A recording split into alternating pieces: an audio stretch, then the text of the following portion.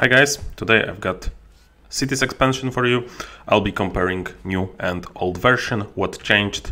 This should be pretty short as there are less changes than in the usual in the normal game, but I still want to cover every change. So first, the big one, anniversary pack is now included in the cities expansion. A very reasonable change. Why release something as an anniversary pack in boosters when you can just include it in the base game altogether? There are some very cool cards, there are some less cool cards, but overall you would want to get it anyway, so very positive change. And I think the cost is still almost the same. Then we have new graphics and iconography. Obviously, if you change the graphics in the base game, you will also change them in the expansion. I can tell you that I'm really liking the new look the more I play. I think it's much better, and I did some replay analysis on the old one and I cannot look at it right now. It's like, it's so much worse. Obviously, it's just, you know, just the matter of taste and what you are used to, but I think you will be pleased with the new look. And some of the new iconography, for example, here you can see very briefly in the corner, bottom right corner, that you can see the masks. They are much more the iconography is much better. I think that it speaks more. You do not have to remember what mask does, you can just look at it and it tells you.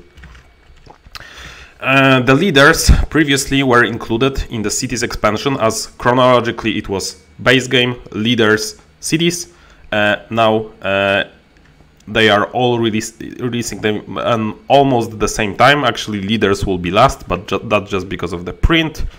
So these leaders have been moved to the leaders expansion. I think it makes sense, like to have them in leaders.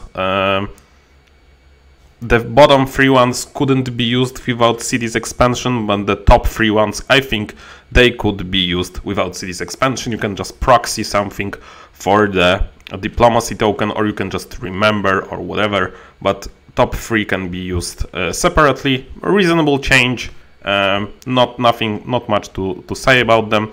I know some people like these leaders. I think Aspasia and maybe the combo on the blacks is sometimes reasonable, but overall nothing to really fuss about. Guilds have been moved to promos. I think only 2 of them are promos now. I know the Guild of Shadows, the one that counts for black, is certainly a promo. I don't know which of the other 2 is, and if both of them are. A lot of people ask me if this is something that changes the balance and stuff like that, and I think it does, but for the better. None of these guilds were any good, to be honest. Like, the best one was Counterfeiters, but the cost is pretty prohibitive, so not a big fan of those guilds. Counterfeiters is my most favorite from these ones. Guild of Shadows usually was pretty trash. Or randomly really good, and Mourner's Guild is okay, but yeah, nothing too great. So I wouldn't like. I think the condensed guild pool is pretty good for the game because you kind of know what to expect. There is less variance. And I think that we shouldn't really cry for losing these. Like, I'm totally fine with not having them in the game. I think the same fate has been set upon the guilds from the leaders, but I will talk about them in the leaders video. So now to the real changes. That's why you are here. To hear, probably that's why you are here, to hear what I think and want exactly change in the wonders. So first we have rebalanced wonders Byzantium A. It got +2 points basically on the second stage, and I like this change. Now it's a good wonder, and it wasn't before. Like, before the A side was really bad, and now the A side is very good. I would say this is one of the better wonders that you can play. And it's starting with a stone resource, so that's the worst one that you can start with. But it's reasonable. I'm very surprised that they kept the same resource, and by the same resource I mean clay, for the first and third stage. I think they are moving away from that in the base game, but from what I can tell in the expansion they are pretty cool with keeping it.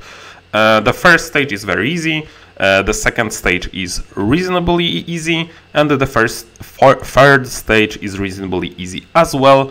With this wonder you kind of want to do something like old school, I mean old edition, Babylon B, where you go 3 grays, you fill the gaps with some duels and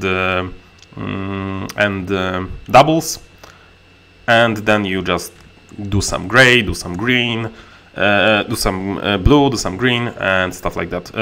Pretty good wonder, and very, very nice. Let's go to Byzantium B. It got buffed as well. You got +1 and +2 points, so a total of +3 points, and you can see also that the cost has changed a little. It lost battle on the stage 1, so the first stage is much easier. I think that's also a welcome change, because the first stage was pretty hard for a first stage. Now it's pretty easy maybe, but it's reasonable now.